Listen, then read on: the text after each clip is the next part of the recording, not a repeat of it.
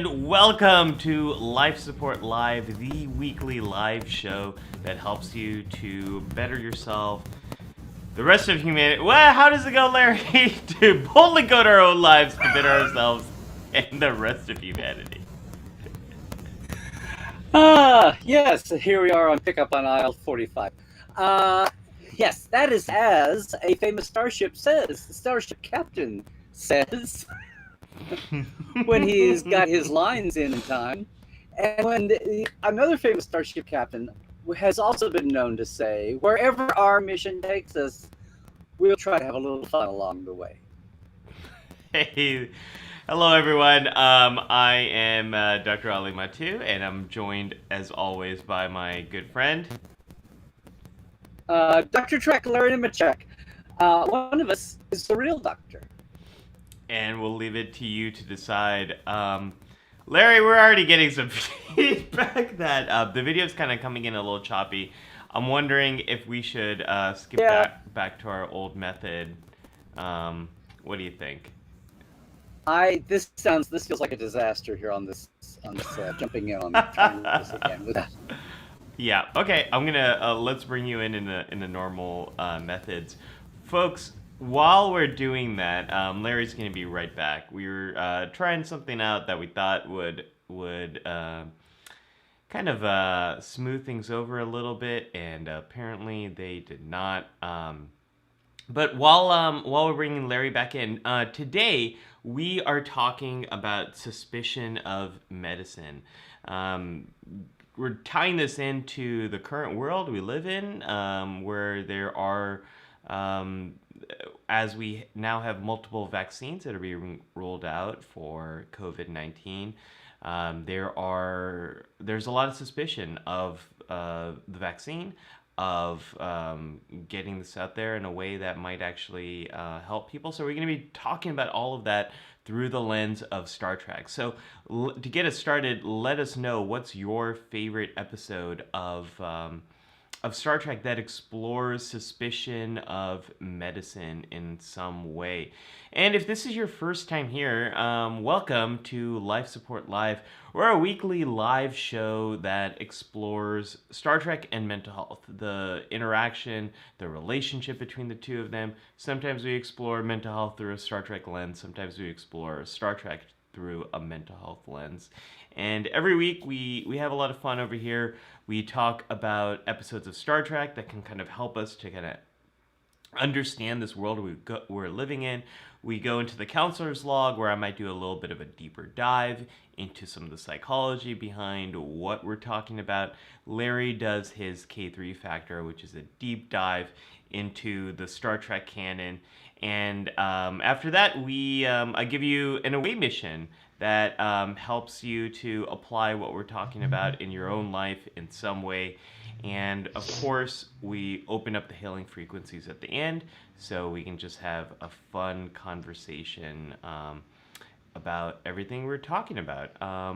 Larry, I've got you back in, but I somehow have this mystery box.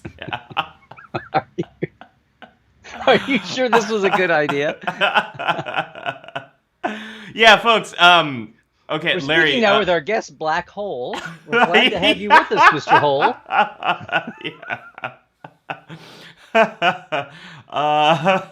Let's see. How can I get rid of this thing? It's the Phantom Caller from last week or whatever. Yeah, I know. This is so weird. Larry. Are you sure? Okay. Okay, and let me... This is one of the rare times that I've been on and you haven't. Okay. I have no idea what that thing is. How did I do this? So, folks, if folks are wondering why we're running with a little delay, that was my bad, because You're a dad. My dad. My daughter had a very hard time sleeping, and so I was up most of the night. And it shows, because I'm trying to figure out what I did. Okay, you know what? I wonder if this button... Okay, and now let me bring myself out and bring myself back in. At last, the center seat is all mine. Okay. There we go, Larry. We got a show. So That's all I it just took. that's Okay. all it took. We are now. Steve says we are now watching Airport. So Larry, I kind of introduced folks into what life support is. Talked a little bit about what we're talking about Looks today. like I picked the Um, wrong week to give up Diet Coke. um, Jason said, "Ooh, a mystery guest. Yeah, mystery to myself as well. Who was that person?" Folks are already telling us what some of their favorite episodes are. Nathaniel says The Quickening is all around the best medical episode, including the way people might fear technology in the face of resignation. The Quickening is a wonderful episode. Scott also brought up The Quickening as well. Cairo is quoting, "We are not suspicious of medicine. We are not. Medicine is just evil all around us, isn't it?" Yeah, well, I would say that counts as suspicion Kind of there. the antithesis of the Mary Tyler Moore theme there. Evil's all around. No need to. Um, let's see. Charlotte says, "Ali, please tell me you at least got our coffee. We got I'm fueled. The lithium crystals are charged. I don't know if they're gonna be working." Will be. That's why it was so critical that did I not be crackling and lagging? Yeah, because I'm crackling and lagging right here. Tim said it's a monolith. Of course. What else would you expect in the pandemic? So, and Charlotte says there's another DS9 episode with those humans who refuse to use science or medicine, and that evil woman who puts people in boxes when they don't Oh. conform. Evil woman that's put people. Yeah, I've gone blank on the name. No, it's the Cisco and O'Brien. They found that lost colony of people they didn't know were lost. I want to call it Sanctuary, but it's not it's right next to Sanctuary. Is it Paradise? It's second season. I know it's second season. Okay. Well, yeah, I think it's just not Paradise Lost, but Paradise. Yeah. Nathaniel says, "What we leave behind doesn't put medicine front and center, but it does raise the question about how cures might be exploited in order to gain power in the decision to surrender to the female founder." And then also, Nathaniel, biological warfare there, Section 31, implanting the virus with the founders. Oh. When medicine it comes to, for nefarious reasons. Yeah. When it comes to suspicion of medicine, there is a history of those kind of experiences happening here in the United States. This Tuskegee syphilis experiment. And Nazi Germany. Yes. And Nazi, yep. There's a good reason why some cultural groups are actually suspicious of medicine, because they were experimented on.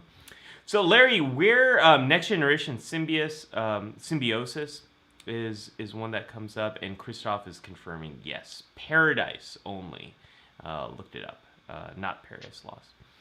Larry, where would you like to begin in this wonderful journey that we are on today called Let's Keep Ali Awake and Functioning While He Has the Controls? This is the inflatable automatic pilot over here trying to... Yeah. We're going to keep on with the airplane metaphors.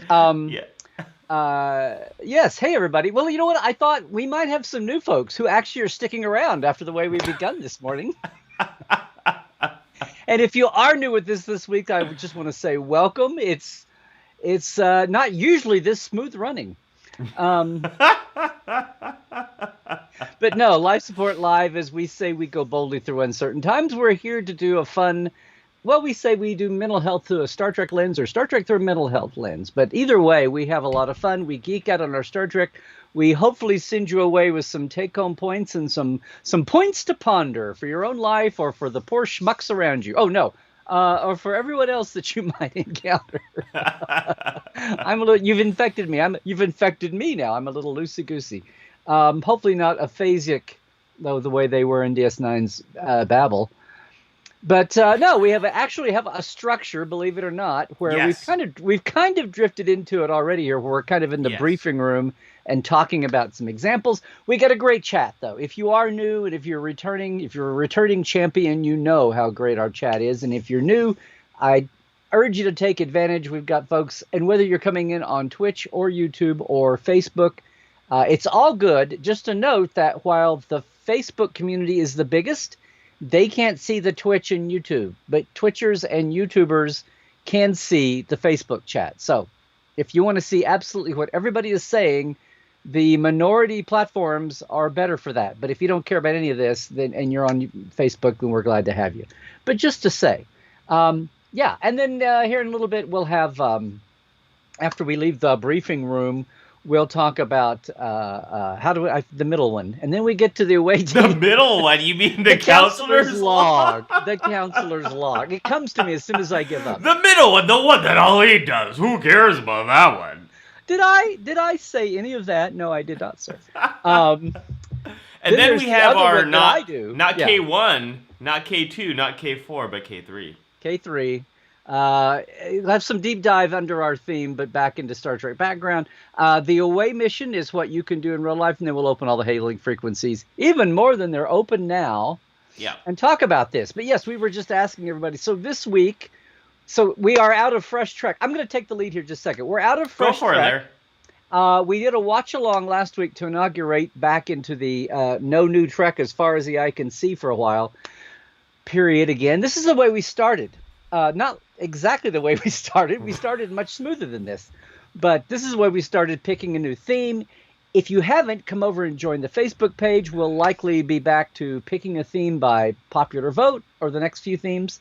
But right now, for this week, we looked at a current theme, pulling it out of current events. Yes. Suspicion, different attitudes toward science and medical science, in particular, distrust, suspicion, and even outright ignorance of or manipulation of medical science. And that's our lovely theme for today. And you guys have been jumping in here early with this folks, to help out already. We started the show always to help us to boldly go in our own lives, as I butchered in our introduction. And so this is something that's coming up a lot right now, is suspicion of medicine, and there's a lot of great Star Trek that has explored this. And so, Larry, where would you like to begin? Oh, let's start at the very beginning. A very good place to start, said Rogers and Hammerstein.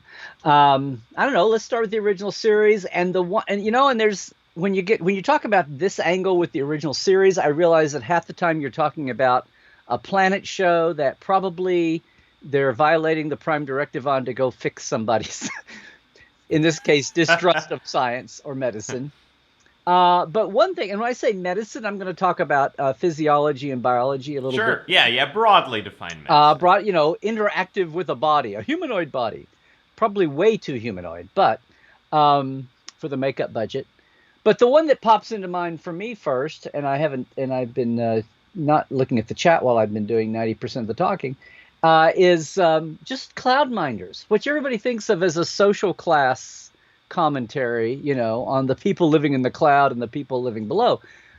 But it comes down to a simple matter of the people on the ground, the miners who are doing all the work, are breathing in this gas from the xenite they're mining, and the cloud dwellers think they're inherently defective, they're inherently inferior, and it's really, if the cloud minders, if the Strato City dwellers are breathing this gas at the same time, they can be just as mentally less perfect than the folks on the ground, than the disruptors. But at the end, the great blue guys, Spock and McCoy, come up with the answer. Kirk just can't get anybody to believe it. Either side. Yeah.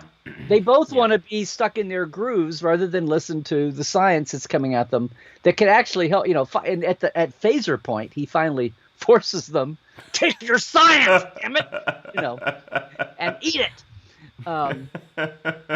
It's good for you. Which is something I wish I could do these days at times. I'm not a violent person at all, but I have a phaser. You can borrow my phaser. It's just non-functional. I have my laser pointer phaser up here that some German fans made for me for conventions back when we used to do live conventions. But I remember. I've heard of those things. yeah, but I mean, they put a laser in a phaser, very nice looking phaser. Oh, that's cool. Yeah, but Is that a TOS phaser or is it TNG phaser? I'm sorry. When I say things like it's a phaser, I mean TOS is the default. That's what we say. All right. I don't know if you meant the remote control phaser or the glue gun phaser. This was in like 1995. This was awesome. That still looks and it awesome. has a Larry. heft. And the speaker for the laser, it probably needs a battery. Yeah, it needs a battery. But the speaker for the laser is the pile. And so that has a functioning laser pointer? Yeah. That's really this cool. removes, but it just removes. They have the speaker up here. Well, it's supposed to remove. Oh, yeah. See, it's got the wire to the speaker. Wow. Yeah. We can see that. But it did remove, which I thought was awesome. Anyway, it was so cool that I never took it to a con because I was too afraid of losing. You know, I'll tell you a little story. Breathe the Zenite. Breathe the Zenite. One of the last San Diego Comic Cons I went to. Yeah. One of the last San Diego Comic Cons I went to, I was flying out from New York back when I lived in New York, and I had my phaser, and it was I had a original series as well as a Kelvin Timeline uniform and a original series phaser as well as a Kelvin Timeline phaser. And you mixed them up, and someone yelled at you for it. No. As I was going through airport security, they pulled me aside because they saw the phaser shape in my suitcase, and they're like, "What is this?" And I said, "I'm just going to Comic-Con. That's a phaser, but it's not real." And they're like, "It's a what?" And then they brought more security on, and they're all trying to open. They're like, wait, I don't know if we can touch this thing. And then one guy came over and said, "Don't worry about it. He's going to Comic-Con. He's a Trekkie. These are not real. Yeah. Have a good time." And I was like, "Thanks. Live long and prosper." And then he said, "Peace and long life." Like I'm so thankful there was a Trekkie TSA agent. Otherwise, I would have been in big trouble. But Larry, that's a good. I'm surprised he didn't turn around and go, guys. It's like a lightsaber, only smarter.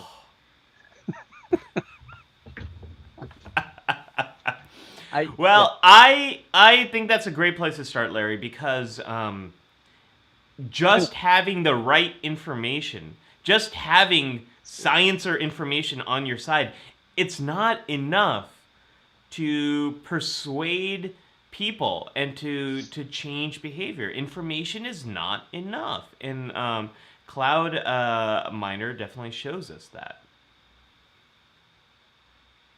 Yes, I'm sorry. I was back in. I've got to get it through my head that you're only going to talk for like a minute at a time today.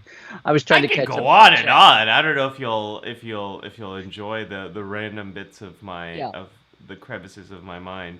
But so I don't know. That's the first thing that popped. So yeah. So Cloud Miners was the first thing that popped up from original series for me. There's probably some other ones, and there's shades of this, right? I mean, there's gradations, and most of the time we want to think about something like this topic as being, well, it's obviously some wacky backwater alien world or some culture somewhere that's not Starfleet or whatever. Right. So, that's a thing.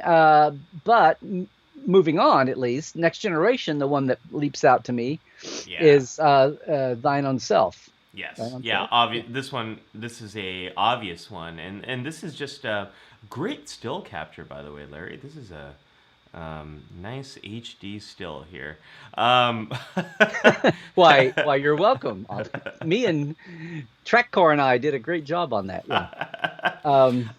This is a wonderful episode for this topic. So not only are the people on this planet suspicious of Data, but the moment he arrives, there's an illness, and they sort of blame him for it, right?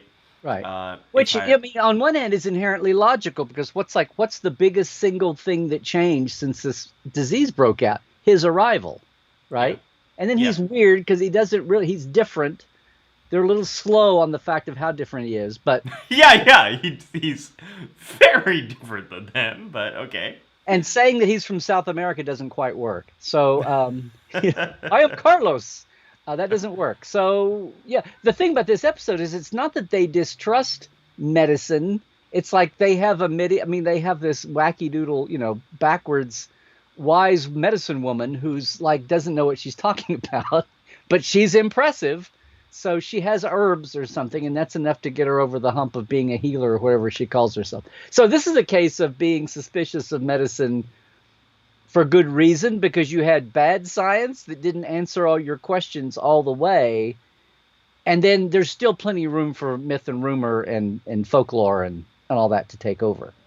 And you see at the Frankenstein moment of the mob, pitchforks and torch mob. Right. Yeah. Right. And how quickly that can happen. There's a few things that leap out to me about this episode. One is correlation versus causation. Just because two things happen at the same time doesn't mean one is causing the other. Although in this episode, by the end, it kind of does. Right? It kind of is Data's fault. But the other part of this is something that keeps coming up on Earth here is if you do want to release a vaccine, if you do want to release some type of medical support, you really need to go through and partner with the leaders in the local community. And Data kind of does that here, and also kind of doesn't. But you really need to respect the local community and how it functions and who the mental health leaders, not the mental health, but who the unless they're medical leaders batshit crazy. Yeah. Yes. Well, if anyone's interested in this topic, there's a great TED Talk by Vikram Patel. His TED Talk, I think, is called Mental Health for All by Involving All. And one of the things he talks about is in most parts of the world, the United States included, there will never be enough mental health care providers to meet the mental health needs of this planet. So the model that he that's crazy. I wish it was not. I wish it was. So what he has done is taking the best of the easiest, fastest way to treat depression and substance use, and he's trained local community healers in different parts of the world, and found great success in partnering with the local healers. So there's something to be said about trying to understand the community instead of going the Kirk kind of route and like take your medicine. But then Dino himself is a wonderful. Dino himself is this is a the Kirk wonderful. Take Your Medicine international symbol. Yes. Cairo mentions TNG's Ethics is also a good medicine story with Worf's spine. So that's another. We talked about that. I forget when, Larry. We talked about that a few episodes back, and in the past. In 2020, we talked about that. It's a blur now. Yeah. And this also gets to the idea of culture and how strong culture and identity interact with medicine and science. And you can't just argue facts with people. And ethics goes in a lot of directions with medical ethics, but there's also that great storyline about Klingon identity and Klingon medicine being pretty underdeveloped because the warriors die honorable deaths, and they don't necessarily seek out medical treatment for these kind of injuries that Worf has. And being wounded is shameful. And hold your beer, because we're going to get back to that in a little bit. Yeah. I see another one here. So Robert McLean has got Symbiosis, which is an alien planetary system. Remember the drug addicts and the planet that keeps them drug addicted? Yes. Unaware of that's all that's wrong with them. They know that they're addicted. They think they need it to survive, and it's really just an addiction. Nathaniel says, Larry, the medicine woman was willing to ask for the experimental evidence. That's what I started off saying. The point here wasn't that anybody was trying to ignore science. It's just that they didn't have very good science. Mm-hmm. They had, And here's Data, who is and like they were walking, respecting talking her science. until it got scary. Yeah. Yeah, yeah. But she, again, it's a culture where not only was her science bad, they were willing to believe her until things got scary because the science knowledge wasn't spread in the population. Even bad medical science knowledge wasn't out there. It was the blacksmith that came up and wanted to, tried to spear Data and got electrocuted. Victoria's asking, will you give the name of that TED Talk again? Yes, it's Vikram Patel is the is a speaker, and I believe it's called Mental Health for All by Involving All. I think that's what it's called. But if you just look up Vikram Patel TED Talk, you'll find it, Victoria. Or maybe someone can share the link in the comments. Yeah. I see Charlotte, back to TOS. Charlotte mentioned, we were talking, I mentioned the N-word Nazis, and she says, that's patterns of force. Yes. We mentioned some. So let's move on to DS9. Why don't we? Yeah, because we're on a 90-minute timer this week because of our delay, and I've got to be out at the top of the hour. So here's one. Babel is one, which is pretty straightforward.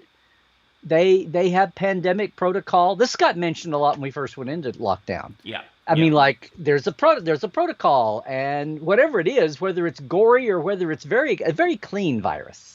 Everybody looks just fine. They're just, crazy. Their senses and sensory processes are off.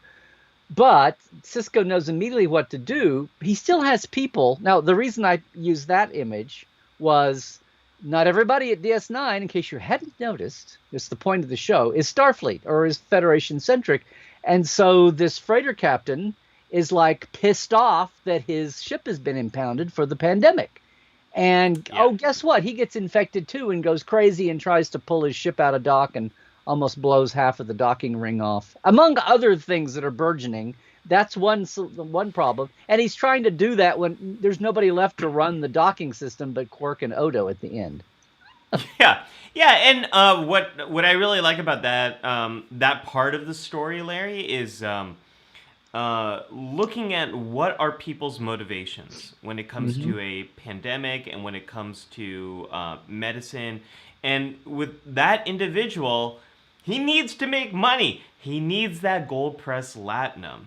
And staying around and quarantining for some kind of virus that he doesn't see infected with his group or that he thinks he can contain, it's lower in the motivation than delivering his cargo, getting paid, and all that sort of stuff. Getting a regular actor's salary, yeah. Yeah, right. Getting his SAG credit there. We have seen this play out over and over again in the pandemic, and sometimes we might say, well, what's wrong with that person because they're not listening to the science and all of that. Well, it's a lot easier to listen to the science when and quarantine or wear a mask or do these things when culturally that's supported and when your finances aren't at stake. I was talking to someone a couple of weeks ago who's in Florida and was saying, look, I'm an audio engineer. I record things for video. I do all the audio and video recordings. If I don't work, I don't get any money. I can't pay rent. And all the sets are open up here. And if I don't show up, I'm not going to be making any money. And no one here is wearing a mask. No one here is doing any of these things. I do not have any other options. It's either, I shelter in place and I don't go, or I don't, and I don't eat. Or I go and I take the risk, but I'm able to eat. So I think Die that trader or starve. That's right. Yeah. Right. And there's no good options there because of how these things are set up. So what is Cisco supposed to say? Like, we'll pay for your cargo? Like, it's a tough situation, and I really believe that people do. If you just follow the motivations, you can see why people do some of the things they do, and you can see why this person so wanted to leave the station because he had to get paid. In the big picture, that's what's going on. But you also see that then when you have a pandemic and you have people suffering and you have the logical, when you want to follow the science, in a perfect situation, there shouldn't be this killer choice, this Sophie's Right. choice of what to do with your life, because what should happen is, A, everyone stays at home, everyone stays in their pods for the good of killing the virus, but B, the world still goes along. Yeah. So the government, if your authority tells you to stay home to do this, then it's up to that authority to make it okay for you to do that without putting you in harm's way. 100%. And if someone is either there's an ignorance of a basic fact like that, or someone is keeping people in suspense, in stress, like purposely to drive them, then you induce fear and desperation, and people take on those assumptions. That becomes their motivation for trying to undock their damn ship and get on with it. That's a one-off situation. But if it's an ongoing deal, like, oh, we're in, then the motivation there is to keep people obviously afraid and scared and punish them, for doing what they're supposed to do scientifically. I will just interject here that your friend in that situation you talked about, the new incoming administration has now added, you cannot go. You can get unemployment because where you work is not informed. You feel unsafe to go to your work because no one is following any protocols. That's wonderful to hear, and that's part of what's needed in this kind of crisis situation is all the infrastructure needs to be in place to support the goals of medicine and the goals of I'm going to extend medicine to include public health. Like, that's a public health emergency that Deep Space Nine was under. And while Deep Space Nine was trying to restrict the spread of this virus, they weren't really positioned to be able to interact with everything else that was going in the sector to prevent that guy from also arriving at wherever his destination was. And if we were on Earth, or if you're on Starbase 1, these things are less of an issue because there is the economics of the future work a little bit differently, and there's a bit more uniformity to it. But what's so beautiful about this Deep Space Nine episode, it shows diversity of cultures, diversity of motivations, diversity of support, and inconsistent response across cultures. Like, that episode is a really great parallel for the situation we're in. And yeah, Larry, hopefully we're going to get now more coordination between, in the United States at least, with the federal, state, and local levels. Even in California, there's confusion. The Californian state reduced the age limits of the virus to 65. But then all these counties in California are saying, we don't have a supply to be able to deliver that. So a lot of, some counties, you can get it if you're 65.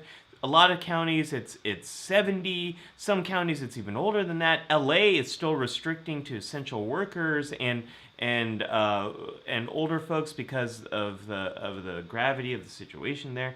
It's very hard to have this coordinated response, and you see the problems of that in that Deep Space Nine episode. Well, yeah, and hopefully that will change. But sometimes it takes a while to turn the battleship, even when the battleship was sinking. So Larry, I'm going to take a moment and make a very important announcement here. Please take a moment.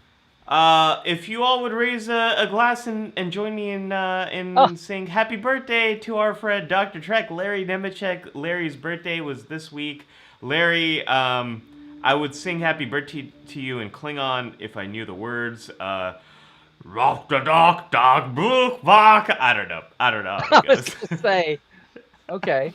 So I would like to say kapla to your next journey around the thank star. You. This has been a pretty good, to be in lockdown. This has been a pretty good birthday week. All things. I had a 2 days later birthday present, so it was great. Oh, okay. Yeah. Well, it was on national TV. Didn't you see it? Oh, that was you know what? The amount of relief I've been able to have this week has been quite until lovely. Last night. I don't even. Yeah, with my daughter stayed up. I was like, "What are you talking about? What happened last night?" Oh, right, I was awake. Yeah, did not have a good response. But anyway, Thanks, everybody. I didn't mean to. This is what my social media looked like this week, but I didn't mean to bog down our chat. But thank you. I did. I meant to bog it down. Oh man, Larry. Surely the greatest of times, right? Yes. Yeah. So I'm just looking here. I'm going to hold one back just because we're going chronological. Oh, for one thing, yes, Scott, that was dust. What? This is the HD is working. I can tell. It was on top of the. It looks like camouflage. It's like a camo phaser. It's a camo phaser. Oh, don't say that. Somebody will sell it. Dan jumped in here though and offered an original series, Friday's Child, with McCoy trying to help Ellie, which was part of the culture of Capella 4, the 10 tribes, which is actually kind of presaging the whole mentality that we get with Klingons later on. You'd think, I guess that's why they bonded so well, even if not Kor, Clag, whatever the hell his name was, the Klingon agent, who was not an agent. Klingon! I know, I did that for you. He was a Klingon soldier, not a Klingon agent. Who spoke Klingonese! Half the quadrant knows it. Anyway, but that's the culture as much as it was individually Eliane and McCoy. But yes, absolutely. And Charlotte brings up one of my favorite examples that is not really a great example, but the macrophage, the macrovirus episode. I just love that episode because it's one of those die-hard Star Trek kind of episodes where the captain is just kicking butt. That and Starship Mine are really great examples. Yes, but were they doing it barefoot? No, right. Which like the newest one. Michael Burnham was. Yeah. I love those Die Hard on the Starship episodes. But speaking of Voyager, I saw Charlotte's done 2 Voyager comments. I was sticking them back until we got to Voyager and chronologically, but then that's just me.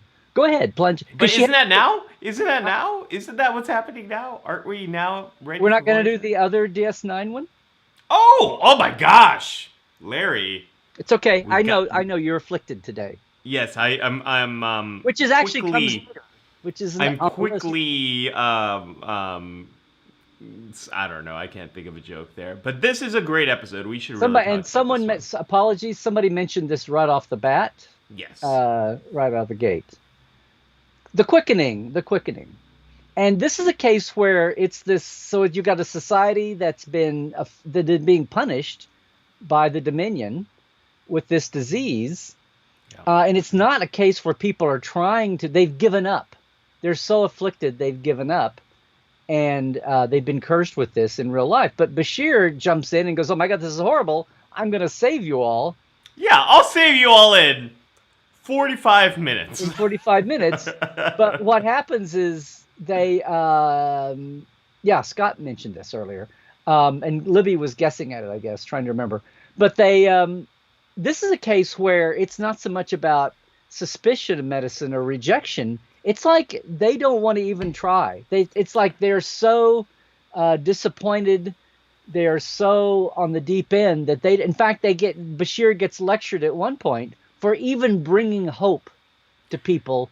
Like, don't put up their hopes when they're gonna die anyway. And not only do they die, but everybody else around in the circle goes, oh, it's pointless. It is hopeless after all. And they live and they go back to that life. And then of course at the end, he can't save the people, but they at least start birthing some babies that aren't afflicted with the quickening.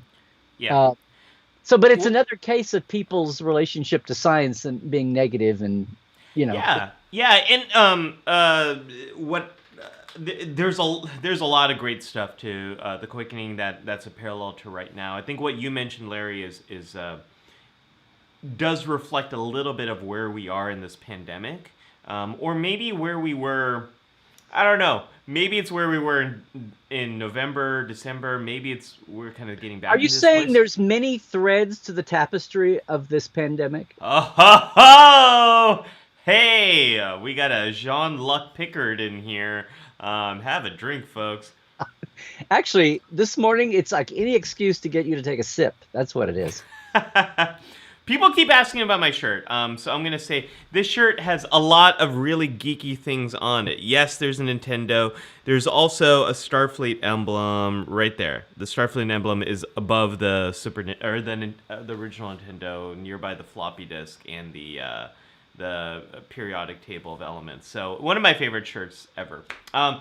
Larry, the quickening. What I love about this episode that reflects right now is learned helplessness. Mm-hmm. So there's Yeah, research about this idea that when people feel like their actions make no difference, they Mm-hmm. sort of settle into not taking any action and not being open to trying something new, which is exactly what Bashir runs into on this planet. It makes sense that they might have given up on this because their actions haven't led to any Mm-hmm. change for so long. So similarly, I think some people are in this place. I mean, the of kind of- culture is advanced enough to be aware Yes. of other. I mean, they're not like a pre-warp civilization that has no No. clue about other planets and other beings. No, they Because were they've punished been in the for Dominion, overcome, and tried to break away with Yes. some thought of being successful at it, and Yes. or rejecting them, a space army, and so they've been like knocked down. Yeah. Yeah. Heidi, if you want the shirt, go to threadless.com. If you'd like to pick up the shirt, you can pick it up over there. Yeah, and Larry, I think some of us are in this place right now where look, maybe we feel like we've done all the right things. We've sheltered in place. We've worn a mask. It's a pandemic. Yeah, What am I supposed to do? Yeah. We've tried to do all the right things, and the rates come November and December in the United States just skyrocketed. And it's not just us, but you look at Canada, which has largely had a more consistent response to the pandemic than the United States. We're neighbors, we're very close to each other. They have a UK. universal health care system. Yeah, you look at you look at other places that seem to have done it better than us, and a lot of places, November, December, things just skyrocketed. So it can feel like, hey, I've done everything right, and look, nothing has happened. It can also feel like, look, I haven't worn a face mask, I haven't done these things, and I'm still fine. Things are okay. So right now, we are at this phase where I think a lot of people feel like they don't have a lot of personal control or agency over what's happening to them. And the reality is, you do have some control and agency. It can be very hard to see it in the big picture. And this is why I say we might be getting back into this place. Yeah, we've got these vaccines coming out. We also have these new variants. We've got the California variant, which is coming out of Southern California. We have the UK variant. There's I think South Africa. South I Africa think has. Yeah. So, and we don't know how well the vaccines that we have work against these new variants. So you can see how people would react in the same way as they do in the quickening. Yeah, Christoph mentions Hippocratic Oath here, which it's a medical show. It's Bashir trying to solve the riddle of why this one Jem'Hadar is not addicted to Yes. Ketracel White. And they're trying The to come up with the white. They're trying to come up. He's trying to come up with a cure or a device where it just comes up that it's just he was just a defect in the old genetic growing system of Jem'Hadar, that it was just a one-time defect that he can't replicate with external medicine. I'm trying to figure out how that. I mean, thank you, Christoph. I don't know. I mean, we've got a whole range here. We're talking about people outright suspicious. We're talking about people who use medicine and the knowledge to manipulate it against someone else, and so that other body is suspicious of medicine. And like we just mentioned here, people who've given up hope on medicine. I don't know. Cairo on Twitch says, we see that right here as lockdowns become less and less effective, people adhere to them less and less. Cairo, you're right on. Yeah. It is very hard Was that to a get failure people. cascade? What do you call that? A failure cascade. I call that the need for level 1 I don't know, diagnostic, Diagnostic, lockdown. Yeah. Cairo's right on here because it's quite difficult to get a large population of people to change. We see that with hurricane warnings. We see that with potential flood warnings, with preparing for earthquakes. Getting people to react to some type of potential danger that they don't see the immediate effects of, it's a very hard thing to do. And if you keep asking people to do it over and over and over again, and they're not seeing the benefits of it, they start to become less effective, just as Cairo is saying. So yeah, I feel you on that, Cairo.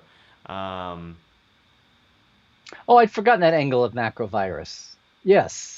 Yeah. Thank you, sure. I mean, you've mentioned this already. The whole point of the setup of the show is the society that rejected the science. That's right. It wasn't just Die Hard. Okay, I apologize, Ali, last night for blowing you off on macrovirus. You're okay. You're okay. I just like that. I mean, I didn't put up a good defense of that episode because I think I just said, well, Janeway gets to kick a lot of butt. And you couldn't blame your little girl last night, so. No, this was before all that happened.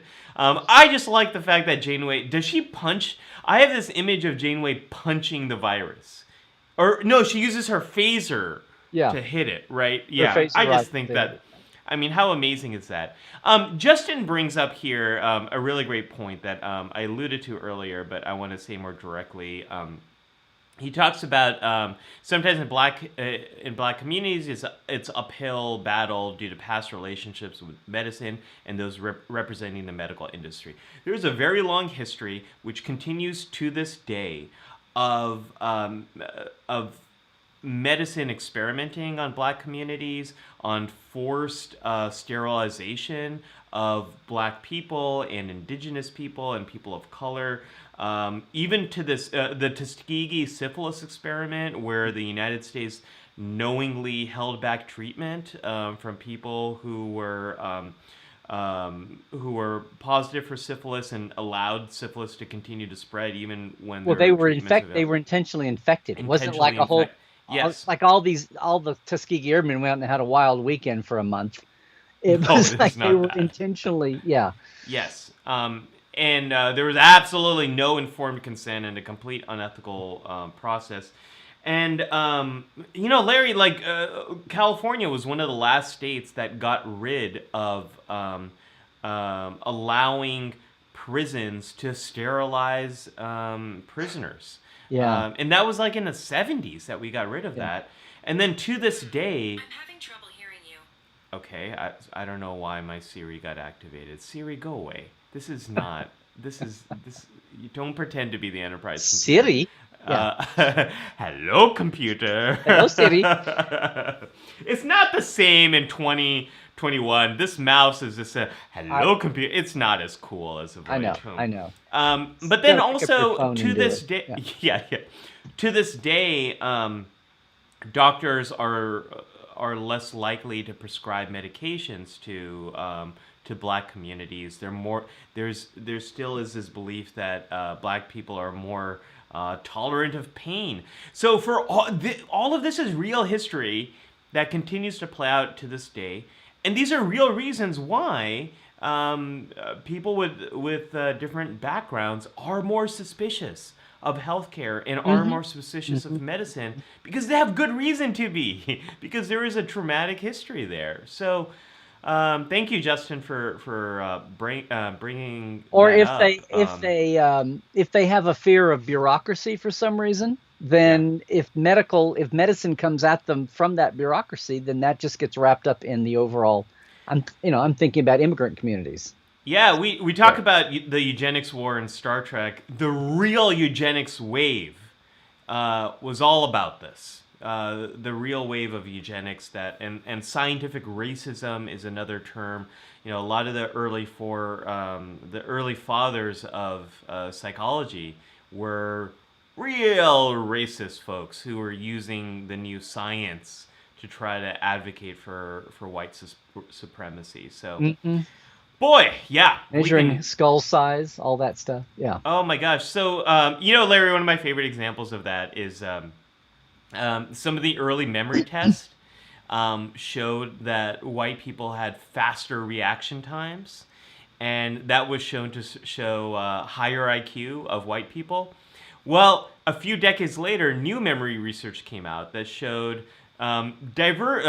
people of color had faster reaction times. And then the rationale there was, oh, well, they're more barbaric and they're more animalistic, so they react faster. But white people react slower because they're more reflective. So a lot of that early science, it was just taking whatever results you get and use those to support whatever kind of racist ideas you had. So I think one thing we're uncovering here is there's so many layers to why people might be suspicious of medicine. And there's no one reason, and there's no one way to deal with all of that. Voyager. What were we going to talk about with Voyager? Well, I sent you, what did I send you?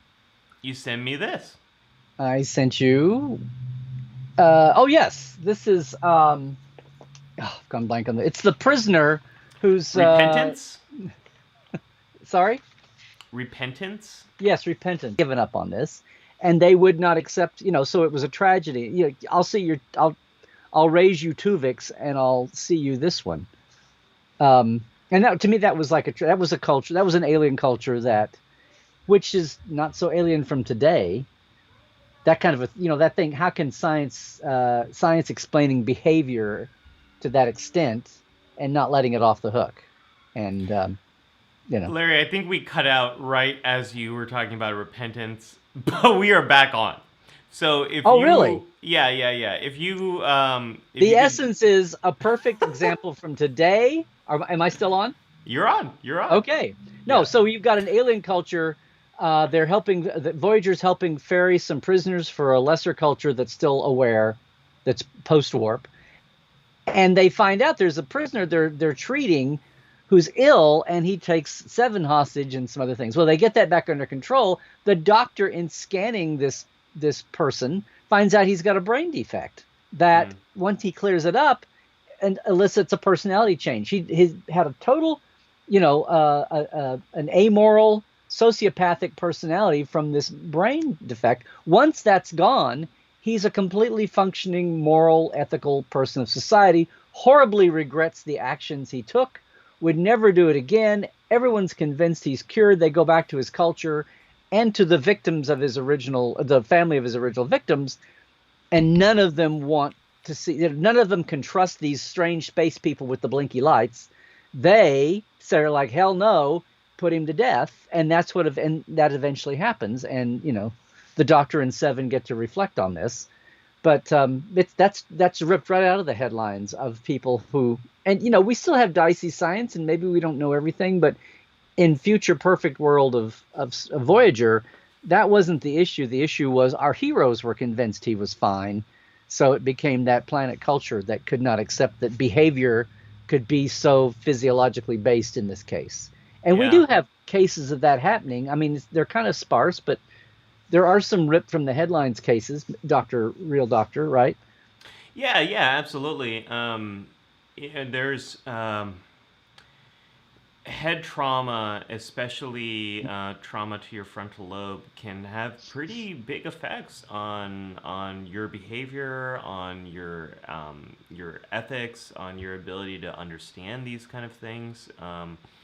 And we don't have that 24th century technology that might be able to fix some of those things. The brain is it's amazingly plastic, which means it can adjust and it can adapt, and that's one of the ways in which people recover from things like strokes. The brain has an ability to rewire to a point, and head trauma and brain injury can really have some pretty devastating effects on people.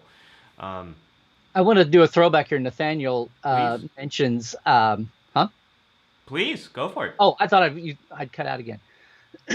Nathaniel mentions body parts with the B plot where Bashir he says Quark trusted Bashir with a prognosis that was a fatal illness. He didn't want to trust Bashir because Bashir wasn't charging. So our discussion, right. Cultural reality. His inclination was like, this is free. It must be worthless. But I the Klingon forgot warrior about belief, that. and like I'll see you. Yeah, for the comic. What a great example of suspicion of medicine, because that gets back to that cultural layer of what's valued and what seems trustworthy, and equating quality with cost. Um, there's sometimes when you charge more for something, people think it must be more valuable.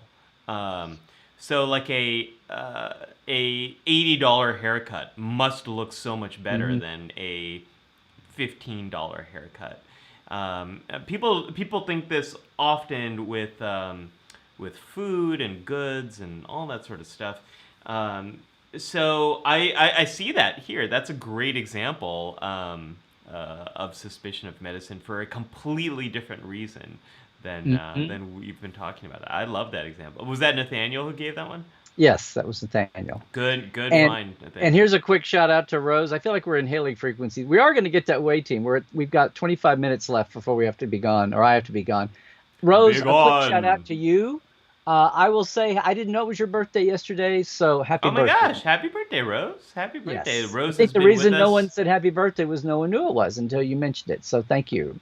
Rose has been with us since the very beginning of the show and has been a regular part of the community. And Thank I you, know Rose, at for times being it's a here. struggle visually for her to be with us. So Yeah, we really appreciate you being here, Rose. Dan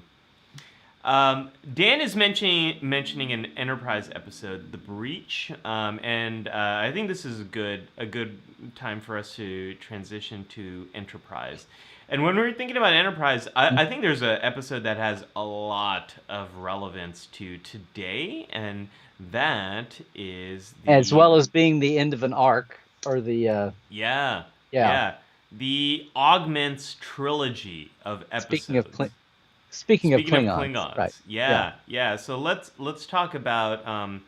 Now, Larry, do you remember the names of these three episodes? Well, no, it's actually the Augment trilogy was actually earlier. This is the specifically Klingon end of the Augment episodes. Right. Yeah. Affliction and Divergence. Affliction and Divergence. But I had this because the Klingons jump in, try to take the secret of the Augment virus, and use it for their own ends to make super warriors for themselves, and it backfires, and it's all the technical gobbledygook. But you've got, and that's Entak, who was a Klingon healer, who was basically imprisoned to carry this out for the Empire. But Entak was like it's another case of like Rega on Next Gen. The Klingons not putting emphasis on scientists in general and healers like we were mentioning earlier. But then they need one, so it's like, you go science, and so they go. So they, then they kidnap Phlox to come. He has Phlox kidnapped to come help him out, who rejects it at first, and then his doctorly instincts take over to do no harm. But he sacrifices himself, his ridges, to test the virus out. But basically, they're all prisoners of a society that's not giving them much respect all around, and it's just all ham-handled. The whole thing is just bonkers, and then the society pays for it for a century or so while they're working out the effects of the infected. So there's a lot of good stuff there. One, as Christoph says, it's this is the explanation for tying up the TOS to motion picture ridges evolution that we see in it's the the international symbol for Augment virus Klingon, the international symbol for standard Klingon. There we go. Just so you didn't know the ASL was so advanced, did you? I know now. And then is this for Vulcan, and is this for Bajoran? Yeah, and this is for Tellarite, and this is for Andorian. Yeah. There we go. Wait, is this for Andorian? What's Andorian? No, that's Vulcan. I was doing this. This was Andorian. Oh, yeah. This should be. And this is also, if you go like this is hang loose. And you're surfing.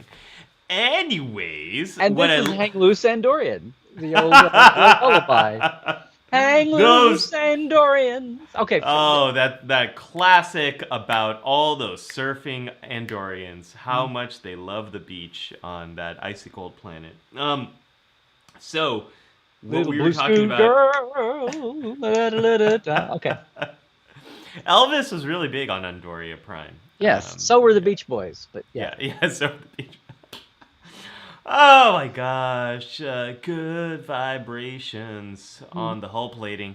Okay, so we are talking about the augment virus. I think there's a couple of things that really stick out from there that have a lot of relevance to right now. One is hubris. So moving forward without really thinking about the Sheer consequences. fucking or otherwise. Yes. What's that? I said sheer effing or otherwise. Oh, yeah. Just yeah, the word capital hubris is forever tainted. It's a totally innocent word that existed, and that's just forever tainted for me. So, anyway. What tainted hubris for you? Picard, Admiral Clancy. I know. Right. I forgot about that. It's okay. So we see this with a lot of the exposures we're getting to new novel viruses that humanity hasn't come in contact with before. It's because we keep pushing the boundaries of where we are, and we're encountering wildlife, and we're having continuous contact with wildlife we shouldn't be having contact with, or we're bringing that wildlife to us and having it come in contact with other wildlife, giving opportunities for viruses to mutate, to catch on elements of different species. It's not a good situation. So there's hubris there in much the same way as I see with the Klingons experimenting with augment DNA. And then we have what might be a potential way forward. Now, we're not going to lose our ridges. Although I could afford to lose some of my wrinkles here. Because Klingons have ridges. I just realized how dated that makes me, so I'm going to back out now, real quick. Well, no. Hey, I think do they still use that for ruffles? I don't think so. Oh, okay. Well, my wife loves ruffles, so we are. The chat will tell us, but we should. I should never have said that. That's what you get for bringing up some clickities. That's I've got my eye on the clock, so I'm watching. Yeah, I know. I will finish what I was about to say about this. This might be a path forward for us because that virus, it becomes a chronic condition that the Klingons can live with, and while they get rid of ridges. And that is a pretty big inconvenience in terms of cosmetic appearance. Live with it. They can live with it. Mm-hmm. And what a lot of scientists are predicting here is if once we get to herd immunity, either through vaccines or through infections, hopefully mostly through vaccines, we can get through to herd immunity. What COVID-19 will probably look like is something that's more similar to the common cold. Or it might go down the path like a seasonal flu. Maybe we all will get our COVID-19 shots every year to try to predict, what strain of that virus we'll be getting. But it's probably going to become something that we're more chronically living with than something we completely eliminate out. So it's probably going to go down a similar type of path here. Larry, I know we're short on time. We got a lot to talk about. I got an idea. How about we combine the counselor's log and away mission, and then we'll do the K3. How about we do that? Yeah. Let's do that. How about we? Oh, K3. I've got to get. Yeah, go. Yeah. You got a thing to do still. You're not off the hook yet. So let's. Okay. Man, these comments are so great. Klingon potato chips.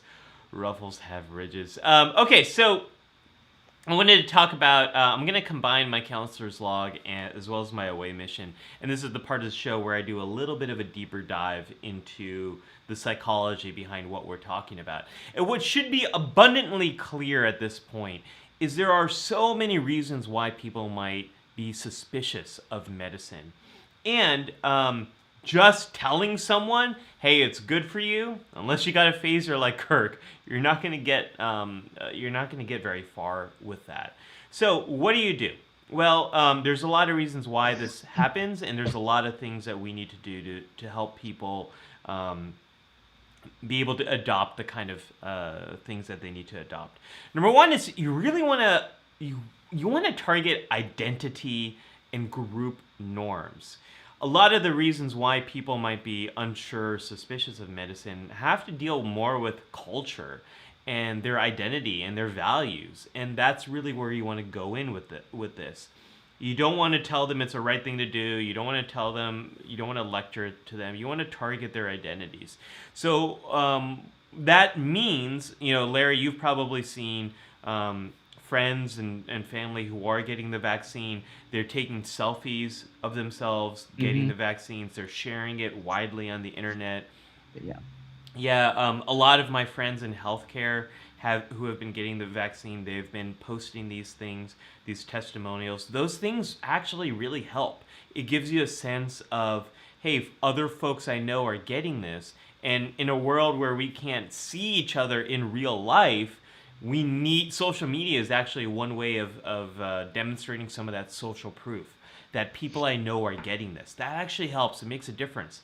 Badges, stickers, seeing elected leaders, seeing celebrities, people that you look up to, getting vaccines makes a big difference. It was a big deal that both Nancy Pelosi and Mike Pence were seen getting the COVID-19 vaccine. That is really important. I thought you were going to say we're seen to be alive. Yes, yes. Well, that's important too. So from virus, from bullets, from whatever. Yes, yes. You kind of want to create a situation of FOMO, a fear of missing out, that this is something the whole group is getting, and you want to be a part of it as well. And then I talked before about motivations. Motivations are, we need to follow the motivations, just like that trader at Deep Space Nine who needed to get the gold press latinum for making his deliveries. If employers give their employees a day off to go get the vaccine when it's more widely available, if colleges are able to give free stuff to students as they get the vaccine, that's going to really help to get people vaccinated. And then for people who might be more suspicious of this for cultural reasons, or they might not believe in the science, or they might not believe in COVID-19, there's other ways to present this information. You might be able to present it as, we don't want our country to fall behind of other countries in reopening and getting our economy going again. That message can really resonate with people who might deny COVID-19, that this is going to get our country back on track, and we don't want to fall behind everyone else. Another message that might be able to resonate with people who might be more distrustful of science for good reasons is that this is going to keep our community safe.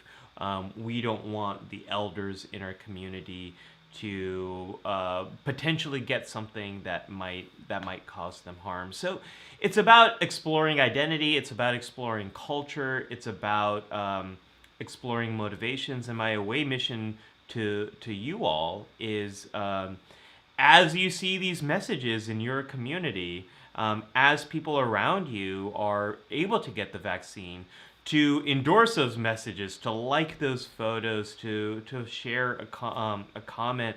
That's actually really important. It might sound like Slack division and it's not making a big difference. It actually really is making a difference. I've been quite jealous of all of my healthcare colleagues who have been able to get this vaccine, and we want that. We want that element of people wanting to get this thing. So, Larry, that's my away mission for today. But I'm dying to hear what you got for us for the K3 factor. Well, guys, K3 factor, for if you're new to the show, K3 is the only mention of mental health in the original series, aside from a psycho tricorder. But K3 was on the bio bed there, the brain factor, whatever that was. So this is a part where, apart from all that stuff Ali just did,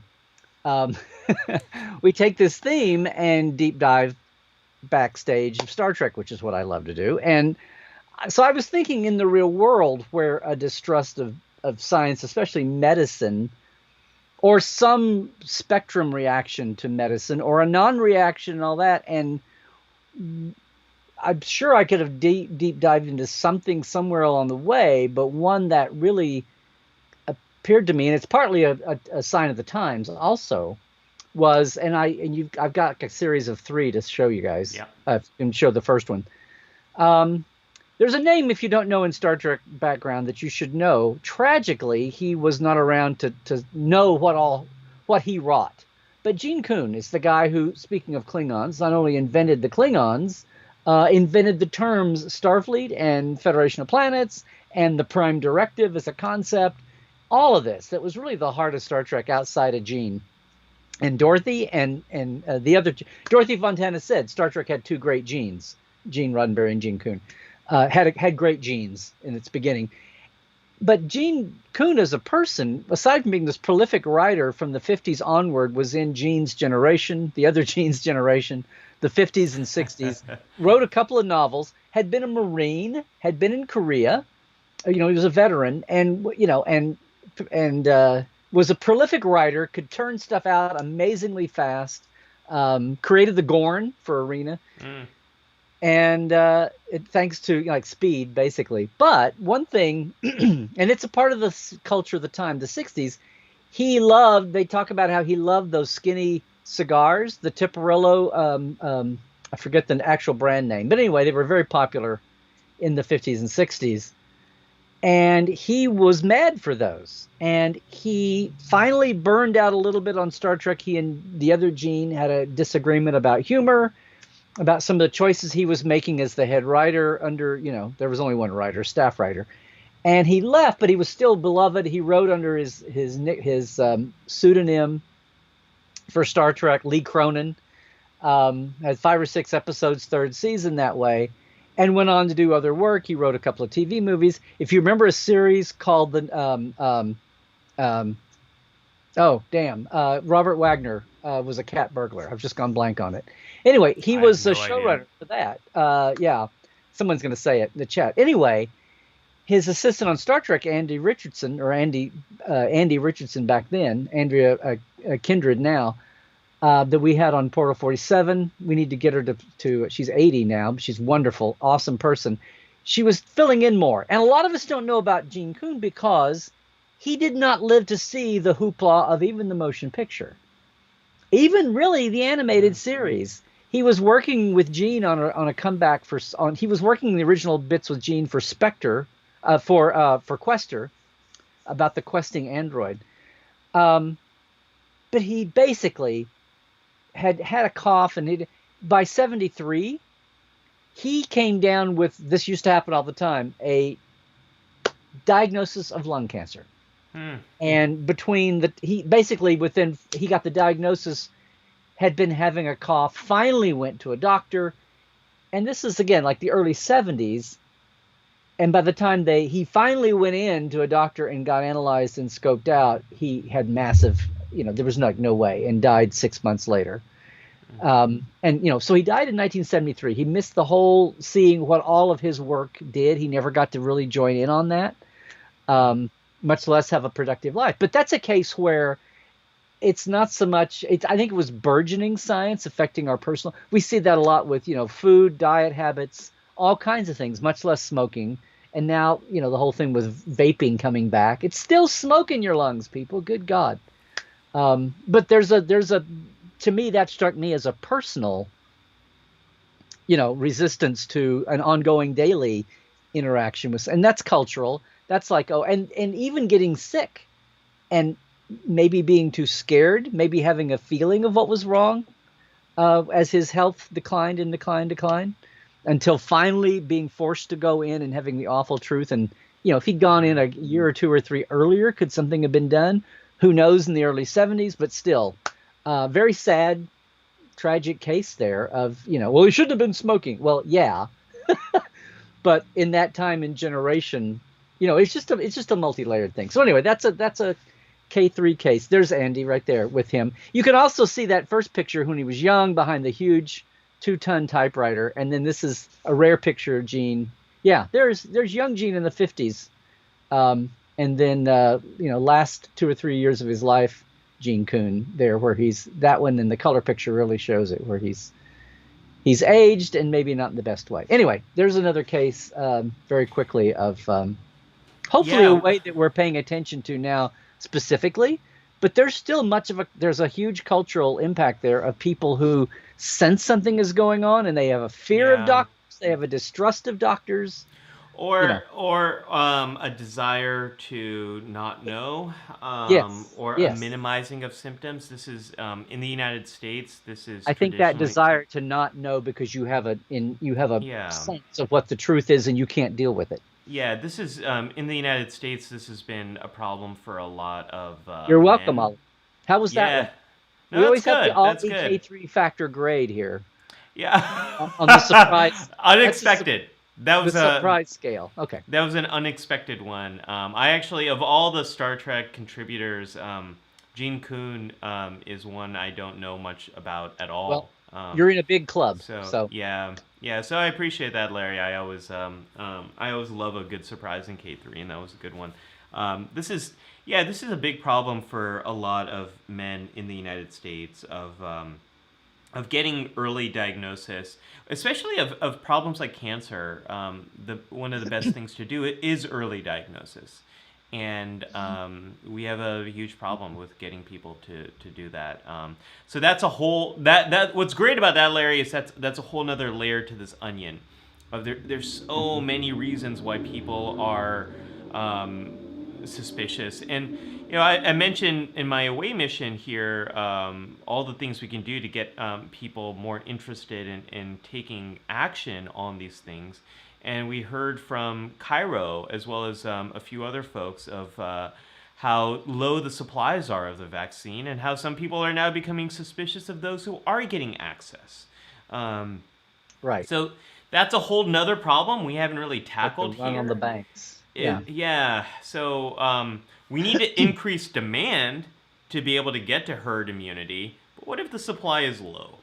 And so that's a whole other. We don't have replicators, unfortunately, because of bad choices and decisions and inept leadership. And it's and there's a whole nother inequity that's going to be coming out and is happening right now in terms of countries that have more money to pay for this and countries that do not. So that's a whole nother issue that we have. I have to wrap up and be gone here in just 2 or 3 minutes, but I just want. I see some things in chat really worth mentioning here. First is happy birthday, Jared. We also Jared's birthday was on Wednesday, so happy birthday, Jared. He got the birthday present on time. Yes. Yeah. Before we forget, thank you to Jared and Scott for moderating our chats, and then also thank you for Scott for editing our episodes for podcast distribution. So thank you, folks, for being part of the community. And thanks to Jared, who's cleaning up the posting now for the archival posting every week too. Yeah. But Melanie was mentioning going to a Chinese buffet, and lots of people not wearing masks, and they were not enforcing it. And she said the place isn't even supposed to be open. That's in Modesto, the hometown of Bradward Boimler. Now we know from Lower Decks. Everything is just California centric in Lower Decks. Yeah. Apparently, Dan Leckie mentioned the Enterprise episode, and I've lost it here. But he was talking about the Antaran who distrusted Phlox because that was his culture's. His cultural bent. So another example of a cultural bent away from trusting it. Yes. Yeah. So with that, I'm gonna start playing these sad. I'm so behind. Yes. Larry, where can people find more of you this week? Hey, well, I could stand up. That would be more of me. Okay. Other than that, though, everybody, taking a breather on all the special events and with everything going on, but you can always find me at LarryNemecek.com. Whether you're on YouTube today or not, please go and subscribe. I got into the YouTube game late, so I appreciate all the subscribers at YouTube. But LarryNemecek.com and at Larry Nemecek on Twitter, and wherever you're watching right now is a good place to go, too. And Every Tuesday at 1 o'clock, if you can make it, life support. Life support live. No, that's this. Trekland Tuesdays live. Who didn't get any sleep last night? It wasn't me. Trekland Tuesdays live at 1 o'clock Pacific on these exact same channels. And every Tuesday is the Trek Files from Roddenberry Podcasts. Yeah. On Facebook with the documents with them. Yes. Yeah, folks. I'm here every Saturday, and you can find me on Twitter and Instagram at @OllieMattu. My YouTube channel is The Psych Show. So if you go to youtube.com/The Psych Show, that'll get you to me. As Heidi says, don't forget to be awesome, people. I completely agree with that. And we're going to be back next week. Larry, I don't know. Oh, we have an idea that we might do for next week, but folks, let us know. You can come to our Facebook group page, facebook.com/group/lifesupportlive. We're going to get the weekly poll going again, or get a supply of ideas going that way. So make sure to go over and find the page and jump in. Let us know what you'd like us to talk about. If you have any topic requests, you can let us know in the comments right now, or let us know at the Facebook page. Yep. Some of our favorite topics have come from you, including last week's. If you haven't watched it, last week's Tribble Marathon was a ton of fun. Definitely check it out. We had a blast with that. Jared put the link for the Facebook page there, so no worries there in the chat. So thank you guys. Anyway, I have to get to a wedding, everybody, an online wedding. So, and I'm doing it in place of someone who can't be there because they're at a funeral right now. So, oh my gosh, busy Saturday. Well, anyway, with that, folks, live long and prosper. Trek well, everybody.